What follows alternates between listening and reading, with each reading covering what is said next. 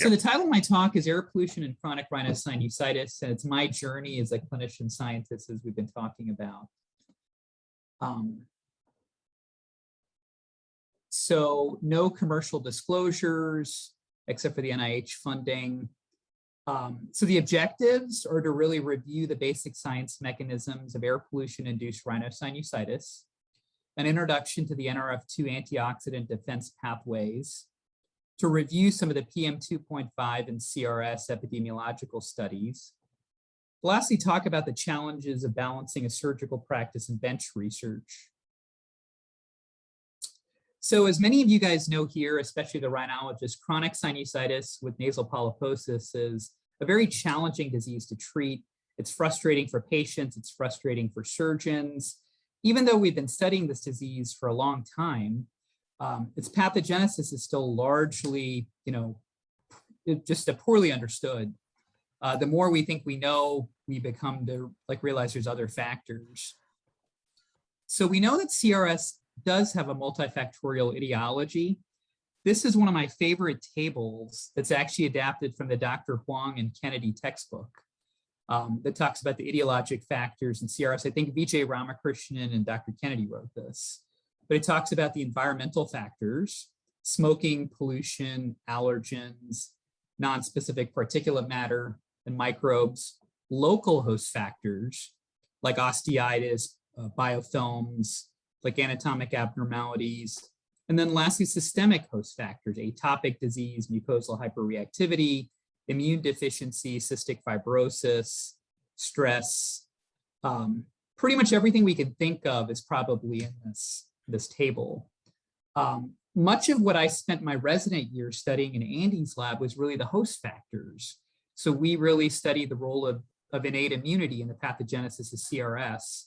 And the reason I picked this is what I studied in Janeway's lab, was innate immunity. So I came into residency and I was like, I know innate immunity, I'm interested in rhinology. So it seemed like a great, easy marriage because I knew the science behind it and I was interested in the disease. Much of what we found during that time was that there was decreased sinonasal innate immunity and decreased sinonasal epithelial toll-like receptor expression. So we found is these patients with CRS have an altered innate immune response, which is likely what causes their mucosal hyperreactivity and inflammation. And this is a paper we published in 2009 in the then AJRA, which is now IFAR. But this field has exploded unto itself. I think a lot of the bitter taste receptors and a lot of the other things that we see in innate immunity have really emerged. And this field has really taken off. There's probably 1,000 papers in innate immunity and CRS. So one of the things as you transition from a resident and fellow to a faculty at the same institution as a basic scientist is it's a great position to be in. You know the lab, you know the people, you know the institution, but one of the challenges is you need to reinvent yourself from a research perspective. It's almost like graduating from grad school with a PhD. You can't work on the exact same science as your mentor. So you have to go reinvent yourself. So at that time, as a young faculty member, I decided to spend more time looking at the environmental factors. So I spent a lot of time at Johns Hopkins Bloomberg School of Public Health. I would basically, when you start as a faculty member, there's not a lot going on. So I'd go to lunchtime seminars and go listen to what people are talking about. And I realized there was a large group there that studied air pollution and COPD. And they published a ton of papers. They had a big center grant talking about how air pollution causes exacerbations in asthma and COPD. And as an otolaryngologist, the whole time there, you're thinking, but what about the nose? What about the nose? And I actually, raised my hand once and asked them, what about the nose? And they all looked at me like I had 5 heads. Like why do you care about that? but that was a really important step in my transition to do that, because I realized that air pollution was it's what I wanted to study. So as we know, air pollution is getting worse globally. I used to show this slide because this used to be abnormal, but now this is obviously very normal, so it's not that interesting. But if you look at the newspapers, you're seeing, like headlines like this all the time. Dirty air could raise COVID risks for asthma and COPD patients. Fine pollutants from wildfires where you guys are cause respiratory diseases. And the New York Times had this a couple of years ago that even moderate air pollution may lead to lung disease. So this is a tower right outside of Baltimore, right on I-95 as you're driving to the hospital. I've lived there 18 years, basically. I've been there 18 years. And I see this tower all the time. It has Baltimore written on it. I thought it was like a water tower coming from Texas. It almost never looks like this. It actually looks more like this. I took this picture about 2 weeks ago, driving into work at about 6 a.m. And you can see there's a ton of really thick smoke. So I actually Googled this to learn about it. It's actually called the Wheelabrator Trash Incinerator. So this is a private company that burns trash. And ironically, this is the largest source of air pollution in the state of Maryland. It's very, very controversial because they try to recycle things and burn it. But this is, again, a very typical cause of how we get air pollution in the United States. Sorry, but why would they make that so? Why would they make that so public? This should be in this sort of a back corner of Baltimore somewhere that's not so readily seen. You would think so, but it's like literally right off the freeway, and I think people drive past it and they don't realize what it is. Sure. But the thing is, during the day it looks good. In the morning, it's like massive amounts of smoke. Sure. So, I see. Yeah, I guess they hope that people don't wake up that early. But so when we take a look at this air pollution, the most pathogenic part of air pollution is really a component called PM2.5 or particulate matter 2.5. The 2.5 refers to the size. So it's less than 2.5 microns in diameter. And it contains combustion particles, organic compounds, and metals. So we think about the human hair, it's 50 to 70 microns. Dust and pollen are 10 microns. So PM 2.5 is considerably smaller than both. Interesting tidbit, like N95 respirators, are primarily made to filter out the majority of particulates of the size. So when we take a look at the world's most polluted cities, and this is PM 2.5 levels, 7 of the top 10 polluted cities in the world are in India. And if you take a look at these levels, they're like 140, 120. And to give you an idea, the typical air pollution in a polluted area in the US is probably 20 to 30. But the cool thing now is if you take a look at the weather app on your iPhone, I'm assuming, since you're in California, you guys are all Apple people. But if you take a look at the weather app, it now gives you PM levels. And it gives you an air quality index that's based off PM. Looking now. I never noticed it. If you take a look at the most polluted cities in the United States, we're really looking in your neighborhood. So for PM pollution, which is in the red, the top 7 are all in California. So I guess here San Jose is in your neighborhood. Sure. Yeah. Probably a lot of these are Southern California. Yeah, Fresno's famous for this. Fresno is 2 hours south of us. Yeah. Yeah. I'm told Visalia, Bakersfield, I think is one of the most polluted. I think it's the most polluted city in the United States. So this is a problem not only globally, but also in the US. And these numbers are from 2015. So if you take a look at the forest fires and wildfires, this is probably a lot worse. So we know that, air pollution is a public health risk, but it's a preventable risk. And this is a slide from the United Nations that shows globally PM 2.5 has been associated with heart attacks, lung cancer, bronchitis, asthma, and premature deaths as well. The bulk of PM air pollution is really in Asia, with North America and Europe following right behind. So what do we know about air pollution in the nose? Not much, but chronic exposure is a study by Keeve Nachman, who is at Hopkins but collaborated with the Northwestern group to show that chronic exposure to elevated PM 2.5 levels may contribute to an increased sinusitis burden. So this was taken off surveys. It's not really CRS. It's more like self-reported sinusitis. So Neil Bhattacharya at the Brigham and Women's Hospital showed that a prevalence of hay fever and, again, generalized sinusitis is correlated with air quality, specifically the 4 components, which include PM. So Stella Lee has done a lot in this area to show that PM 2.5 is likely a cause of exacerbations in CRS. And lastly, there's a group out of Korea that's shown that PM10 is associated with an incidence of CRS in Korean males, about a 22%, increase.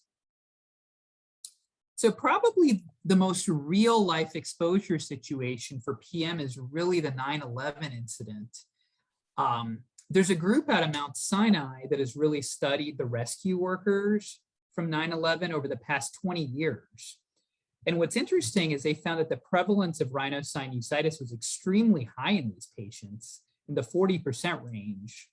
And in fact, a follow-up study that was done 15 years later demonstrated that there's a high risk of CRS in these rescue workers. And at the time, the highest component was really PM 2.5. So this is probably the real life incubation scenario of the fact that PM 2.5 or air quality can cause long-term, sinus issues. So this made me realize what the critical knowledge gaps were in terms of PM 2.5 and sinonasal disease. It was really the basis of my K23 award. So when we take a look purely scientifically, can PM 2.5 cause type 2 inflammation in the nose, like in a mouse model? And if so, what's the mechanism? And from a purely clinical rhinology standpoint, is PM 2.5 clinically relevant as a driver of CRS? So the experiments during my K award were unfortunately not what I expected them to be. We did a lot of experiments using human sinonasal epithelial cells. We stimulated them with PM 2.5. And we found acute levels of type 1 cytokines, IL-6, IL-8, more of an irritant response. When we tried to instill PM in the noses of mice, it caused very limited inflammation, not anything significant. I mean, years of experimenting with mice and playing with PM. A lot of times, immunohistochemistry antibodies simply didn't work. So we had mild results, but nothing to the extent that my pulmonary colleagues saw in COPD or asthma. So frustrating. So the summary of my work kind of during the 5 years that I did this type of work is probably best summarized by these quotes. I've not failed. I've found 10,000 ways that things don't work. You're completely free to carry out whatever research you want, so as long as you come to these conclusions from the NIH funding authorities. And lastly, for those of you that follow Twitter, I saw this recently as my favorite. I asked Santa for a research grant. You still believe in research grants? Because you're sitting at year 5 thinking, okay, everybody's telling you, you should have written an R01 2 years ago. And you're like, well, using what? Nothing works. So kind of, learning from failure, the K award to R01 transition is a really critical time. And a lot of people say that this is the transition that oftentimes doesn't occur because either people burn out or experiments don't work or you decide to go clinical. You want to really throw in the towel and move on and do your next pituitary. But it's disheartening, but it provides an opportunity to study why something doesn't work. I think the realizations that I had was, I wasn't critical enough of my data. And it's hard to balance research with rhinology and skull-based surgery, or really any clinical practice that's operative. I think I really needed fresh eyes. I needed, help in the lab. So from that aspect, I decided to collaborate with some new pulmonary investigators, hired a postdoc, or I shared a postdoc at that time. With the K award, it's hard to hire your own postdoc. And I shifted my focus to really kind of looking at sinonasal epithelial barrier dysfunction. This is something that, Sesame Actis and Bob Schleimer and others have done a lot of work on to show that CRS is a disease of the epithelial barrier. And specifically the tight junctions and a lack of tight junction integrity causing all the other cascades of cytokines and things to happen. So that, and this is all during my transition period when my department was supporting my work through a tech and through collaborative people who had their staff work on things on my behalf, was really to look at how PM 2.5 really affects sinonasal barrier integrity, since we knew in the cell culture model it didn't really cause inflammation. And ironically, when you look beyond inflammation, there's significant epithelial barrier dysfunction. So when you put PM on top of cells, it really dissolves out junctions.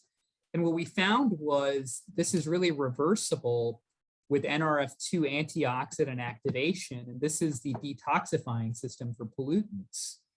And this is something that we published in JACI in 2017, along with Niall London, who's now one of my partners, who's a resident back then.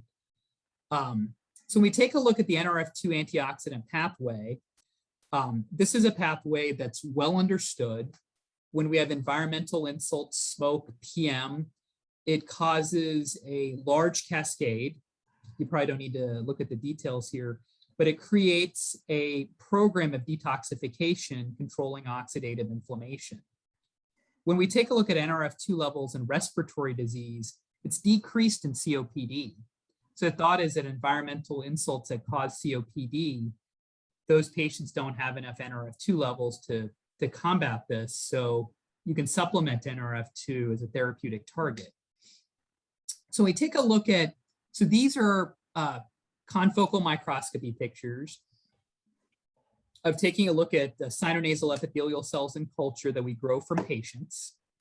And we're taking a look at two sinonasal barrier markers, ZO1 and JAM-A.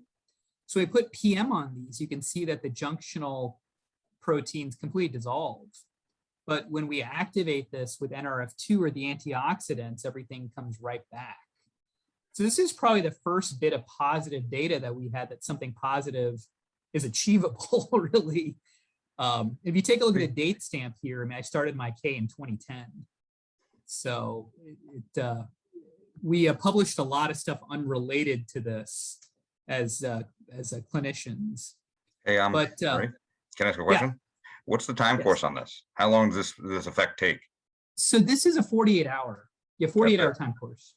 So anything beyond 48 hours in culture, you're going to kill the cells. Okay. So then, do you think that what do you think? Will you get into the mechanism? Like, is the PM causing direct junction loss, junction protein loss, or is it? Yeah. Okay. So I didn't go too much into that, but it does cause a cytoskeletal. So it causes oxidative damage as well as cytoskeletal instability there. So, so this led me to probably the most opportune time, because my initial goal in my K was to create a mouse model of PM-induced sinonasal inflammation, or a CRS. And every time we tried to put PM in the nose of mice, I think they were swallowing the liquid, and it did really go in there. Anybody that's done mouse work in the nose knows it's really hard to do this.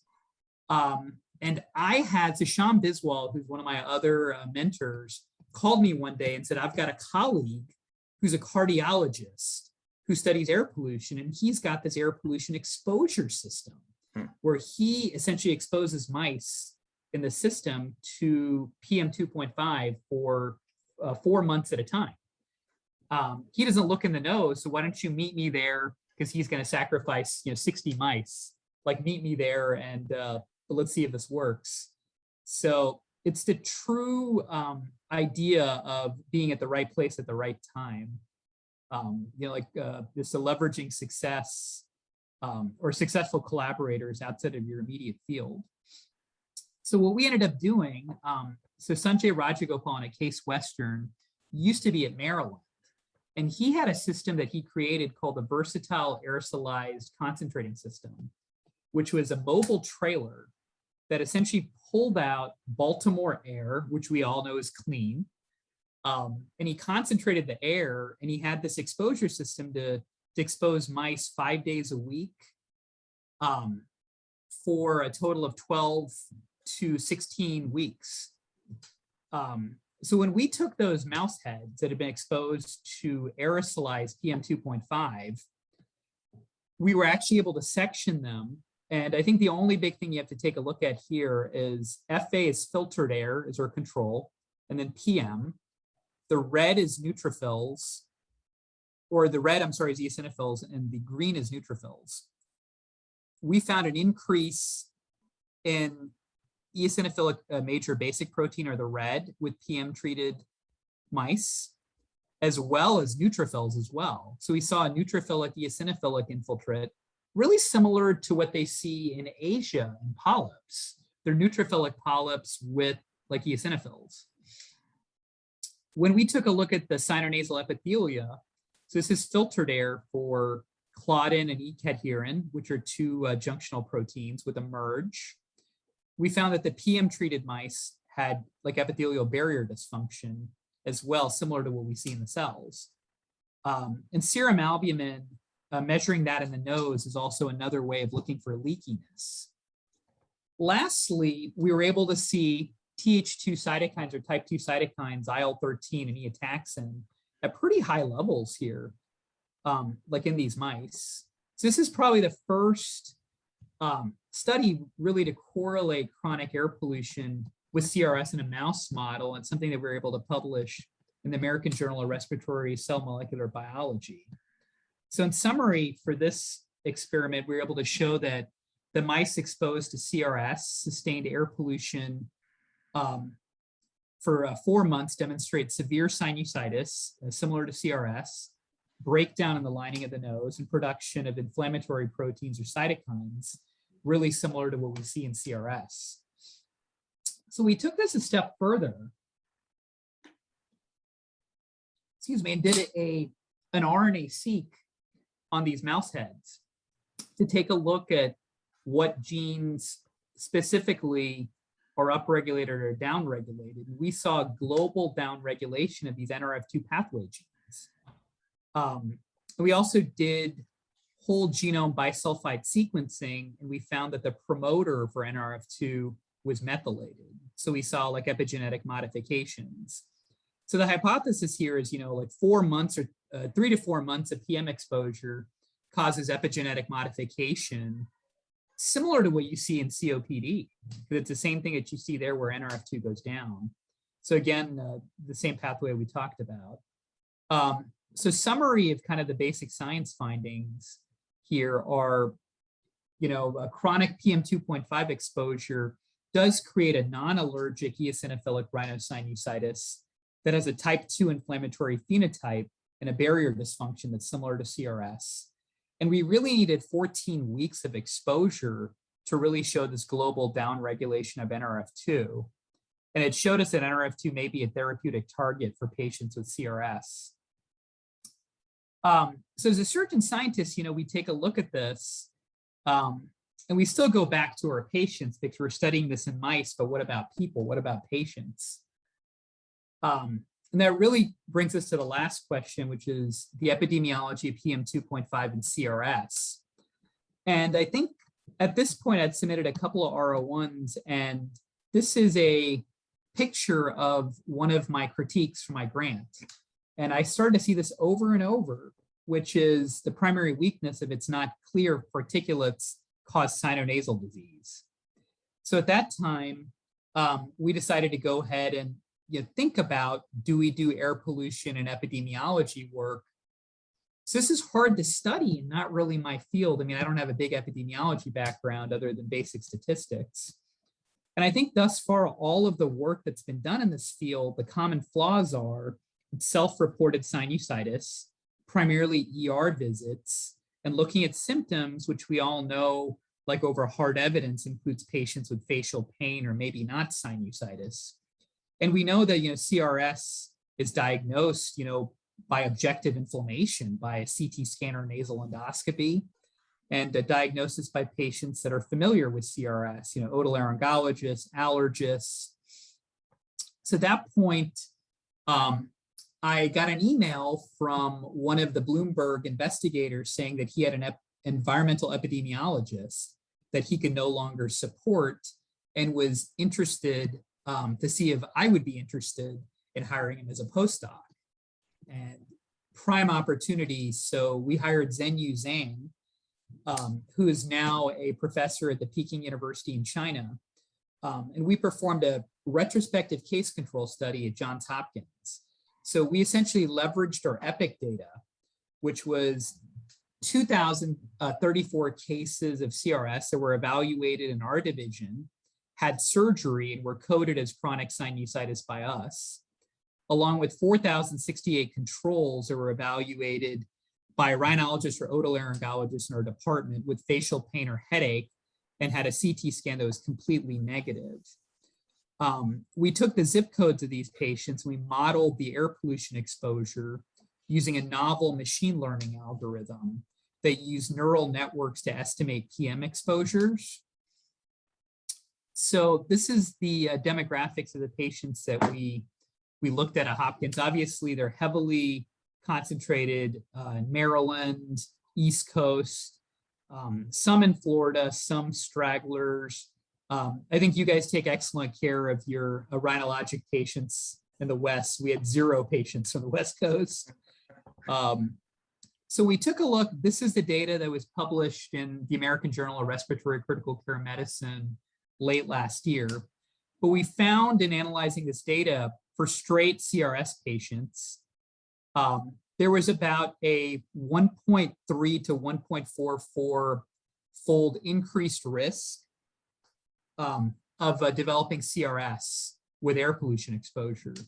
We found for severe sinusitis, which we defined as pansinusitis, so these are all patients with a Lund-Mackay score of probably 12. There's between a 4 to 7 fold increase in developing sinusitis with air pollution exposure. So this is the first kind of powered study to examine long-term PM2.5 levels with CRS. And what's interesting is I had a medical student from Walter Reed approach me about looking at the same type of data in the military patients. So we did a study of active soldiers that are part of the Walter Reed system and looked at their exposure levels based on where they were stationed. And their study showed a 3-fold increase in developing CRS with PM2.5 exposure. So in a way, this is a clinical validation of our mouse model, but it also shows that the need for increased regulation of air quality.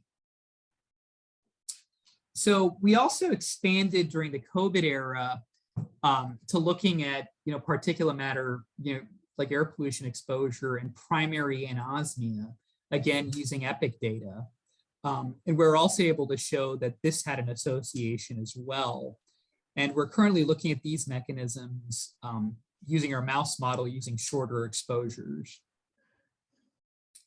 So kind of piecing together like all the data that I have, and this is in my eyes, obviously there's no validation to this, is chronic PM2.5, exposure in the nose, causes a suboptimal sinonasal mucosal NRF2 host defense, the antioxidant detoxifying defense, which then causes barrier dysfunction and inflammation, like leading to CRS. This is a cartoon as well that we used in a review article in the World Journal of Otolaryngology. I show this because one of our residents actually drew this on a graphic designer whose hobby is graphic design, but shows how the various different pollutants, including cigarette smoke, diesel exhaust and PM2.5 affect the sinonasal epithelial barrier, to cause exacerbated rhinosinusitis or rhinosinusitis. So conclusions, when we take mice and expose them to PM, we create a mixed neutrophilic and eosinophilic rhinosinusitis. It's similar to what Klaus Bachert describes in Asia, neutrophilic eosinophilic polyps. These epidemiological studies thus far demonstrate an association between CRS and air pollution.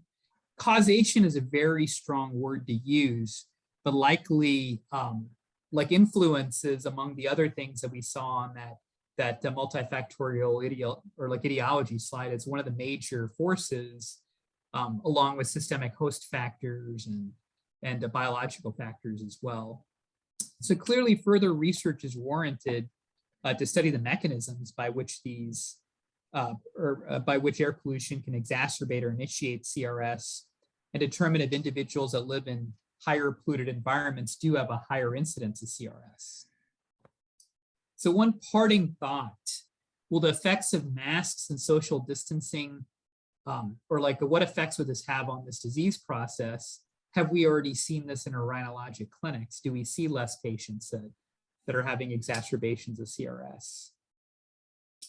So lastly, I'd like to thank our rhinology and endoscopic skull-based surgery group, particularly Dr. Andy Lane, who's been my mentor since 2004, along with my other colleagues who are vital to the research that we do on a daily basis. Also wanted to thank and acknowledge my previous chairs and current chair, Dr. Miner and Dr. Naparko, who's actually the one that hired me, and Dr. Isley, who supported my research through funding and no funding. And lastly, Dr. Cummings has always been the penultimate motivation for all of us to continue like research and the clinician-scientist endeavors. Lastly, we'd like to thank all of the members of our lab group. So Andy and I share a lab, and we have had a lot of previous residents and postdocs and medical students rotate with us, including collaborators at Bloomberg, Case Western, as well as Jay Pinto at the University of Chicago. So that is all I have. Thank you for your attention. Super. I didn't, well, to just start out, we have, 8 to 10 minutes left or so.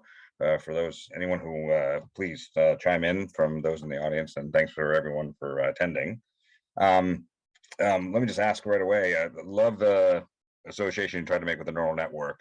How did you correlate, you had the patients and the controls, then did you correlate it with PM 2.5 levels that were reported on the web, and then you mixed that's how you came up with the particulate matter?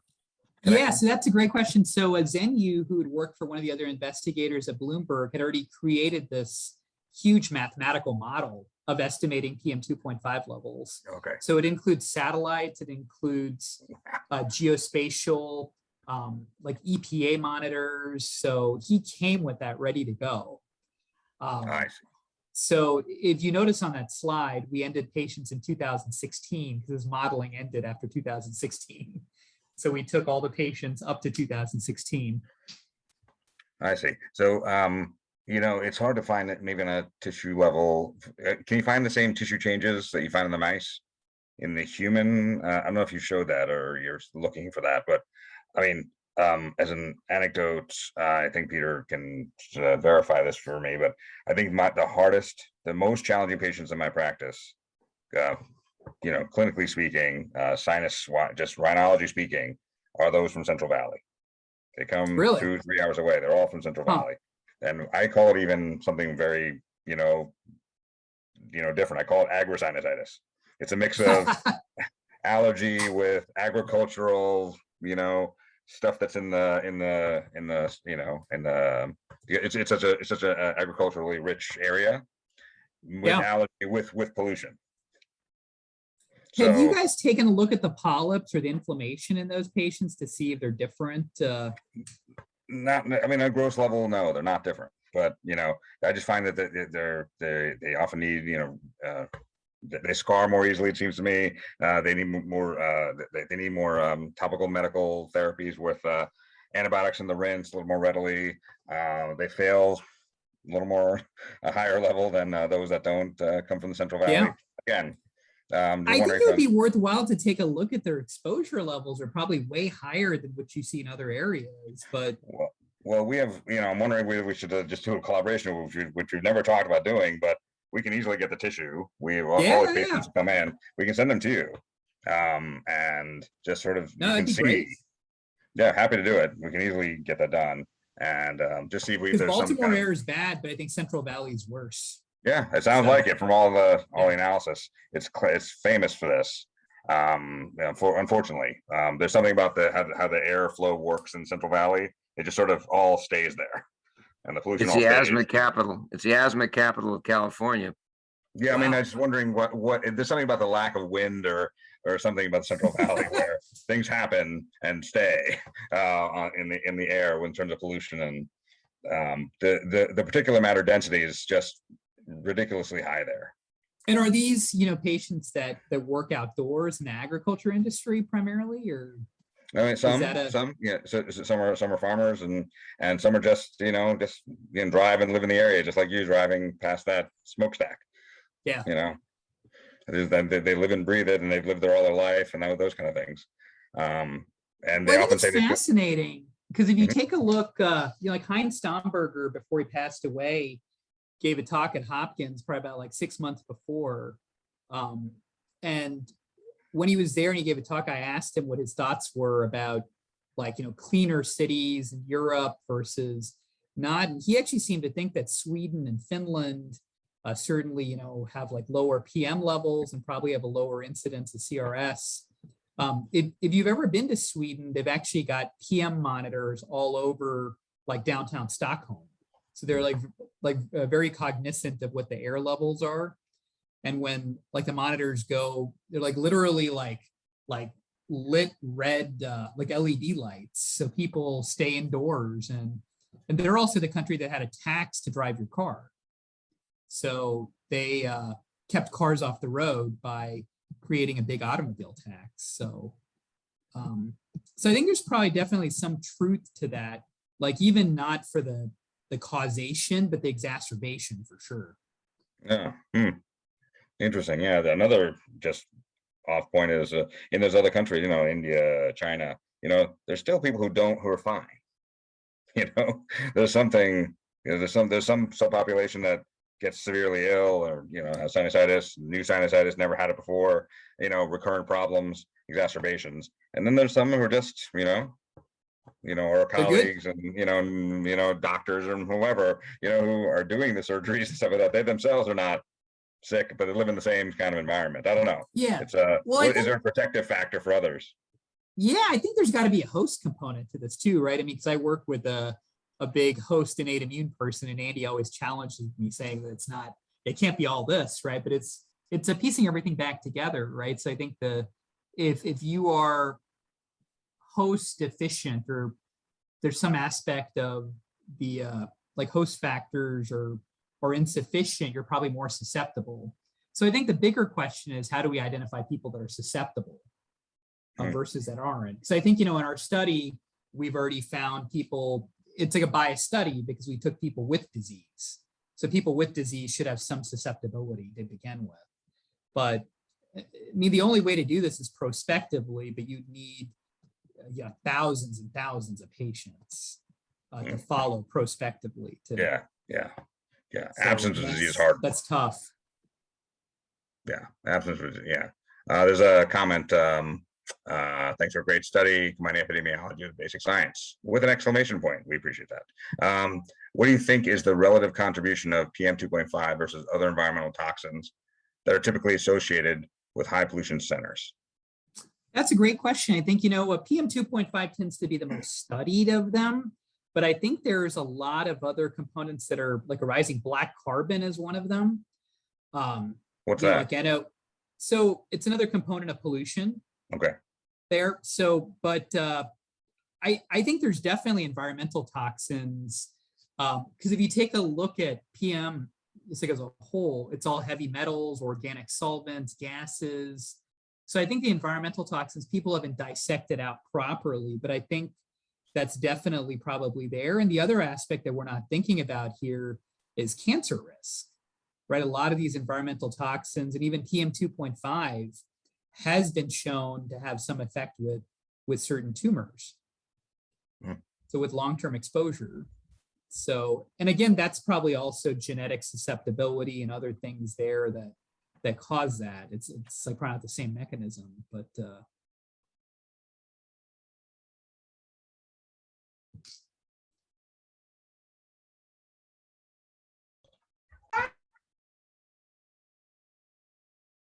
nice. Hey, All right, say hello. is this your youngest? The youngest, 3, almost 3. Almost. Wow. How are you? All right, that's the typical, opening the door on their own. Yeah, very little nice. presentation. Fantastic. Yeah, so I'd be interested to see if there's any way we can do that, get tissue to you, and see if there's anything we can kind of work on or stimulate it, maybe an early collaboration or try to get some early data on something to see if there's a link that we can find. Any other comments? Oh no, not from you exactly, but but give me 1 minute. For now, that was exactly what I was hoping it would be, which was a nice, really summary of your trajectory and data to speak. But also, I must say, I appreciate your honesty. Some of the difficulties you've had, and we've all come across. Usually, we just gloss over them. Certainly don't want to share them, and you did. And some of the even you came close. You came close to not making it all happen. So obviously, kudos to you and for sticking with it and maybe putting all your eggs in one basket at some point. Trying to just make sure it happens. So good job. Yeah. Well, thank you. I appreciate everybody. Thanks for sharing the struggle is what I'm trying to say. It's important for everyone to hear. Lots of struggles to share. Always. So, well, great. Well, thank you so much.